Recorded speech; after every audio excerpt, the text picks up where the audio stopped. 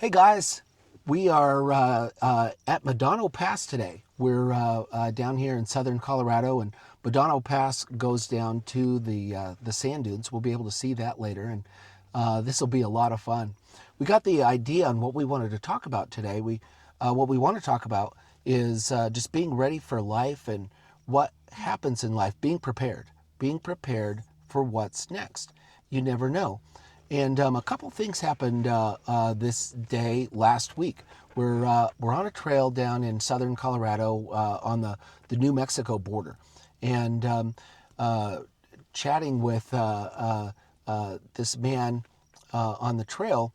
He had spent his life, on his business. He's in his 60s. He's got lots of stuff squared away, lots and lots of wins, but in sharing all of that, he has been a Christian his whole life, but had not really focused on his relationship with the Lord, closeness with the Lord. A tear rolls down his face, and he shared that his wife is going to pass away in a year. And the words he used were, I didn't know until now how important it was that I have that relationship with the Lord, knowing what's coming and knowing how much he's going to have to lean on the Lord. And, probably within 10 minutes of that conversation, another person out there came up to us and asked if we could give them a jump start. They had a dead battery. And we went, and we've got a jumper box for the battery to start the Jeep, if the battery ever fails. And just hooked that up and started the vehicle, and all was well. The thing is, they have a jump box as well. Theirs was dead. And so them not being prepared physically, they would have been stranded if they couldn't have found someone to give them a hand. And everybody was just about gone. They barely got a hand. It was the last day. It was Sunday afternoon, actually, when all of this happened. And so, yeah, that really got our mind on just being prepared. And so we are... We're just thinking about being prepared for life, being prepared for the trail, and how can we apply that to our relationship with the Lord? Are we prepared in the challenges in life when they come along? Do we have that relationship with the Lord? So we're gonna delve into that a little bit as we move along the trail and look at some beautiful, epic, hopefully, epic scenery and the It'll challenges be that we epic. meet. It'll be epic. We're Yeah. going to have a great time. Join us, and we're going to have a great time today. All right, so we're ready to air down. That's what we always do when we are off-road. And there's a number of advantages in airing down. One, we've got more traction when we've got more contact with the surface. We've got a lot more absorption of all of the bumps and everything. And then finally, probably the most important to me is the puncture resistance that the tires have. So all we do is go from 35, 38 PSI down to somewhere in the 15 PSI range. If it's super sandy, maybe a little less, 13 pounds. But anyway, we have a setup where those hoses will connect to each tire, and then they'll connect to the manifold up at the front. I'll show you that in a minute.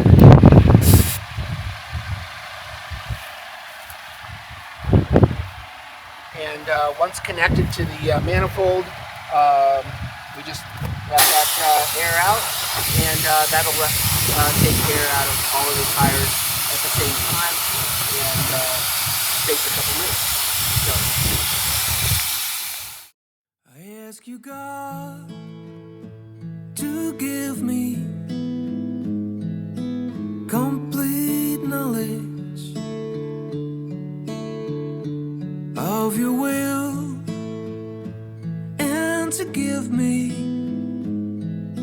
spiritual wisdom and understanding.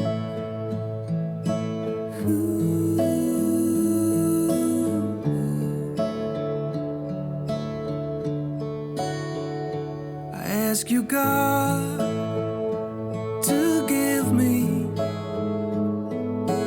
complete knowledge of your will, and to give me spiritual wisdom and understanding.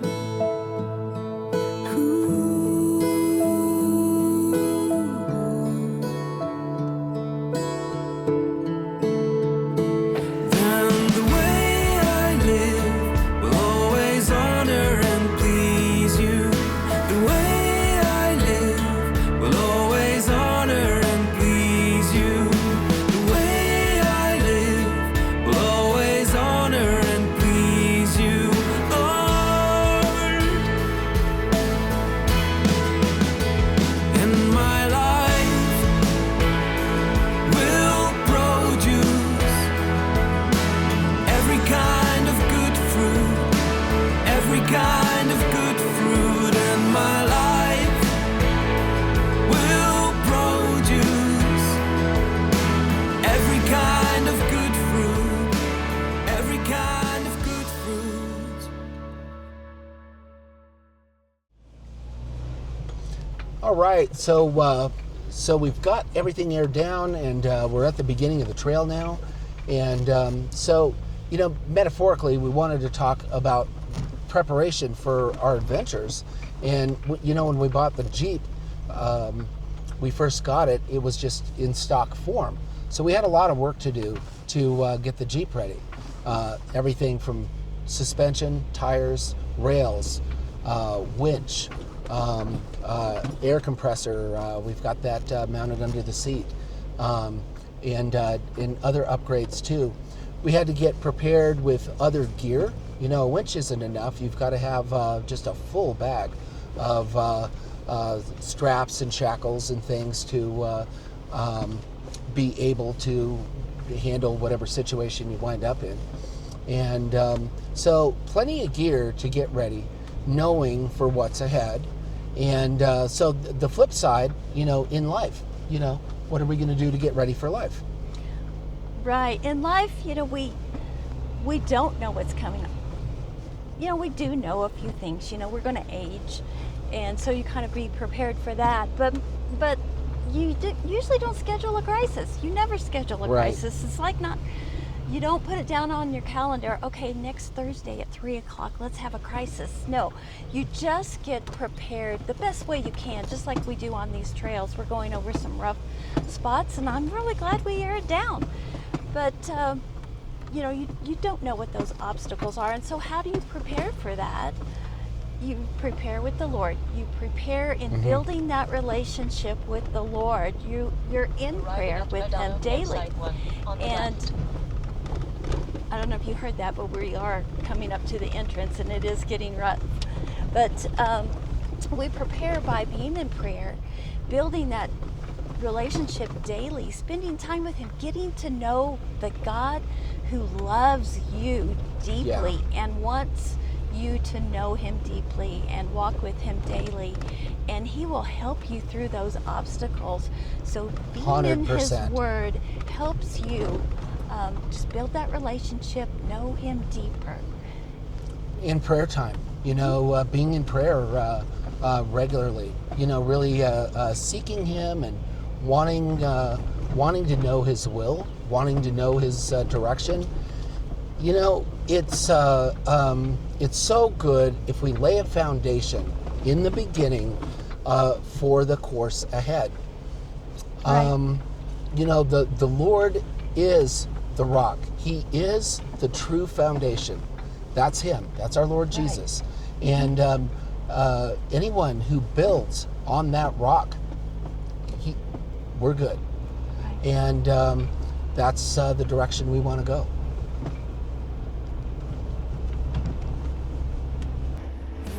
The way I live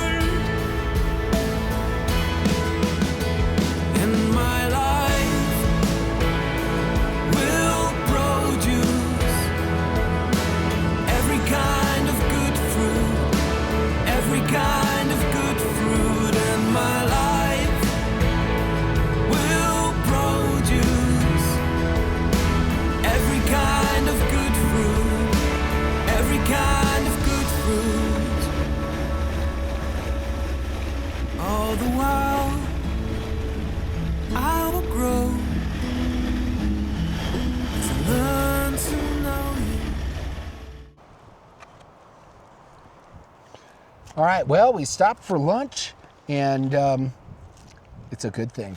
I love having lunch I was in the getting middle. a bit famished, yeah. You know, we do. We used to bring sandwiches, and we had the mayonnaise and everything else, and trying to keep it all cold. And so then we started doing Mountain House dehydrated meals, you know, and we love those.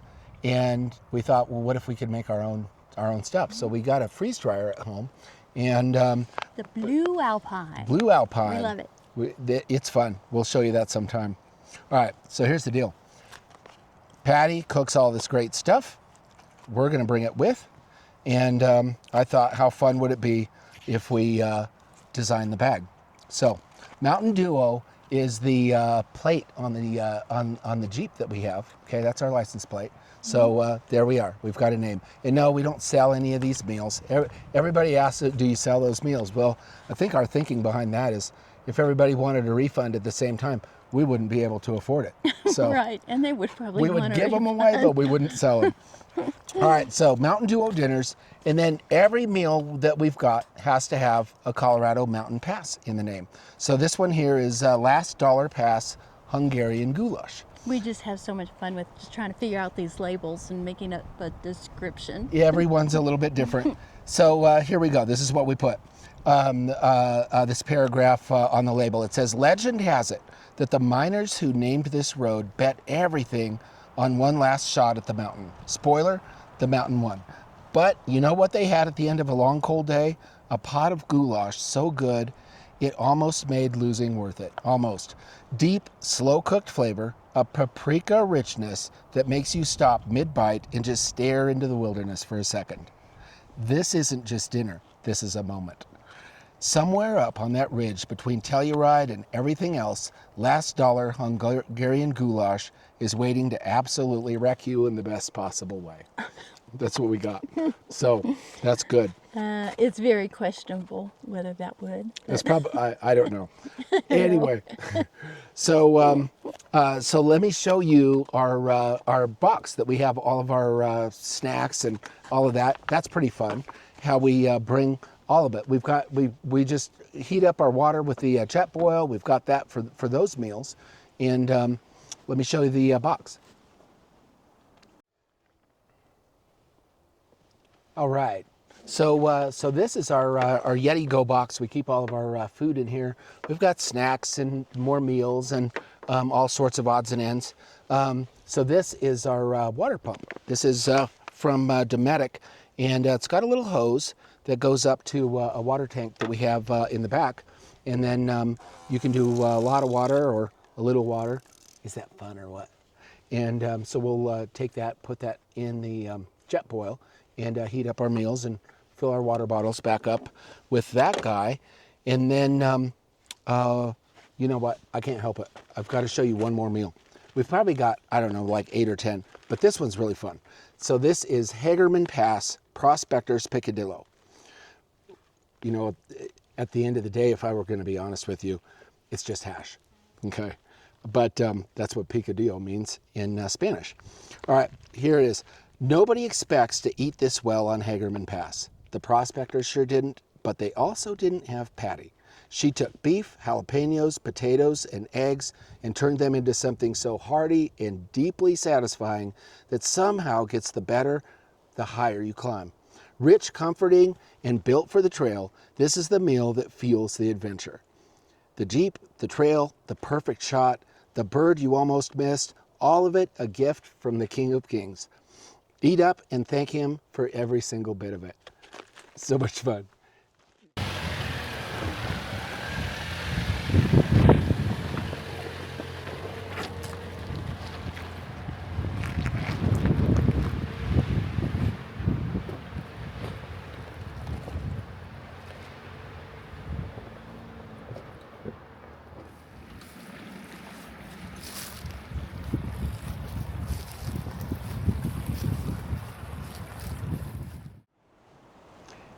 We sure do love being back here. The mountains are so beautiful, and our time here is always the best.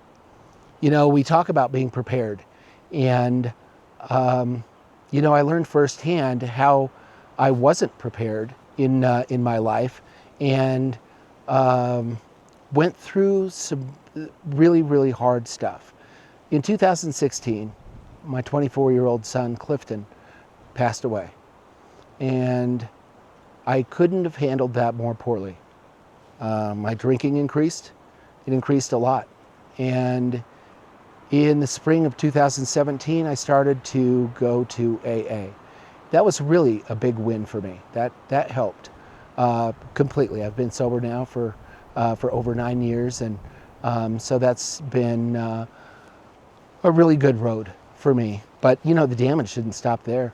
My marriage of 28 years ended, in the midst of all of that, and that was every bit as painful.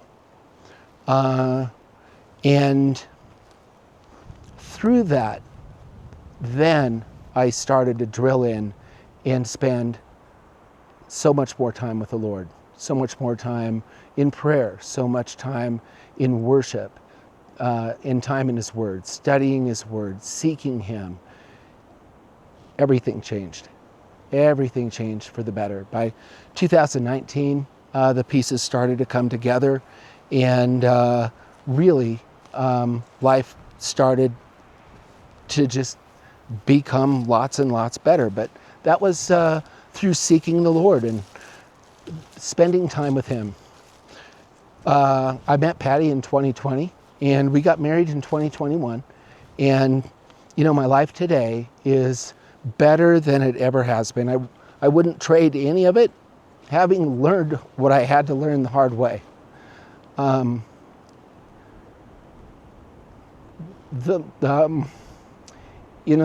losses, I don't think, they're not optional. We don't have a say in that. That's just it. We don't know what's on the road ahead. We don't always know what's in front of us. But I can say, no matter what will ever be on the road ahead for me going forward, I know I can count on the Lord. I know I have Him, and I know that He's enough. And that's what matters.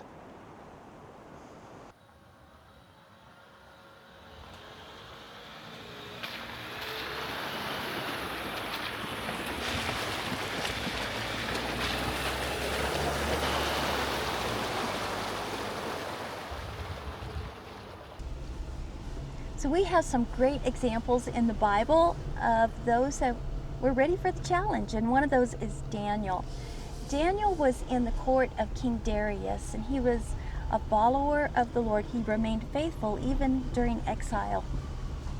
He was very favored by King Darius, and he had enemies in the court. They didn't like that. They were jealous, and so they devised a plan to Daniel. They were going to throw him in the lion's den. And through that, Daniel remained faithful. He had the habit of praying 3 times a day to the Lord.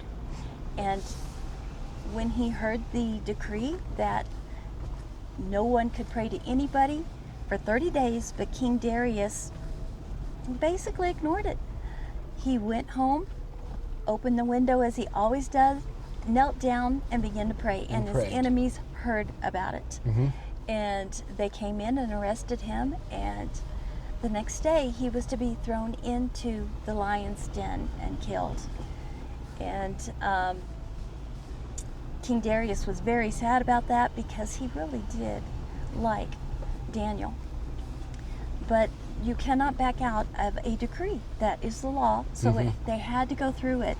And so he was thrown into the lion's den, the stone placed over the den, and he remained there all night. Well, the next morning, King Darius runs out, has the stone removed, and yells down and to see if Daniel was okay. And he was. He was perfectly fine, did not have a scratch on him. Not a scratch. No. They pulled him up out of the den, and King Darius was angry with the people that devised that, and he had them thrown into the lion's den instead. But the moral of the story, basically, is to just be ready, be prepared, be in that relationship with God. Daniel trusted God. He knew no matter what happened, he was safe. And when I say safe, I don't mean that he might not have been killed. He may have been killed, but he knew that he was the Lord's no matter what happened. He did. You've got David. You've got David in the Bible, and all the things that happened to David throughout his life. They started in the field when he was just a boy, and David spent time with the Lord through all of those years. And in those years too, there were things. The lion, the bear that would come to attack his sheep, that his flock that he watched over, and he had to fight them off. And because of those obstacles in his way, he learned how to fight. And when time came for Goliath, the win is his relationship with the Lord. That's what that's all about. But everything that the Lord had brought him through, the lion, the bear, all of that kind of stuff, those were the stepping stones, and that's where he landed. And that was being prepared. What a life those guys lived, and many, many more. But that's the life I want to live. Right. That's the life to live. And we can trust God through every challenge that comes up, everything. Because he's faithful, he loves us so deeply, he is passionate for us. Yeah, 100%. To know you better and better, better and better. We ask you, God, to give us complete knowledge of your will, and to give us spiritual wisdom and understanding.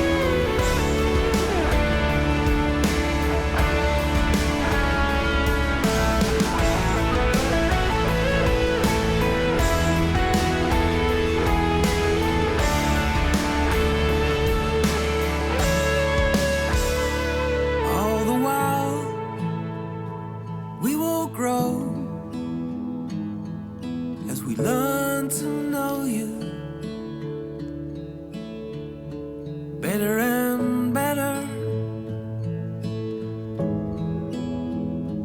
better and better. So all of us have different lives, and we're all different. So the challenge is to find a time in our day that works with our life and our personality to spend that time with God. Mine's in the morning. Keith's is often in the middle of the night. But we work it out so that we can get to know the God that is all love. All love. Yeah. He loves us deeply. He loves us deeply. There's nothing that he wants more than for us to reach out to him, to connect with him, and he'll connect with us. It's so precious, our relationship with him. The music that we've included in this video from Project of Love, Xander Sock, his wife Giannis, those guys put out the most amazing music. We just we love it so much. All of the lyrics are all God's word, and we just play it and play it and play it. Yeah. There's an album on Isaiah, lots of songs. There's Psalms. There's many albums and many seasons. I think they're up to over 130 songs. But we just love them. I'll put a link in the description, of the video. You can go and get more of their music, and you can stream their music on Spotify and Apple Music, and they've got YouTube music as well. So with all of that, well, we land here at the end of Medano Pass. We landed down in the sand dunes, right? It's amazing that there's mountains with the green and the pine here, and then over on this side, it's a sand dune. If you didn't know any better, you'd think you were in the desert. Dunes. I mean, like the Sahara or something. It's huge. It is. People are sliding down. They're climbing up to the top and sliding down on, like it was snow, but it's sand. So you got to when you get to the sand dune. Well. Not me. With all of that said, I guess we're not. But it's so nice. We love the diversity of all the things the Lord has created. Whether it's the sand dunes or all of the different kinds of places that we go and see the different kinds of flowers and birds, and it's so nice to be out here. We're glad you could join us, and we'll be in for many more. We'd love to hear from you in the comments. And anything, we'd love it if you dropped us a line anytime. Right. How do you carve out in your day time to spend with the Lord? How do you draw closer to Him? I'd like to hear that. We would both like to hear that. We'd love to hear from you. Much love from Colorado, you guys. Much love from Colorado. Take care. As we learn to know you better and better, better and better.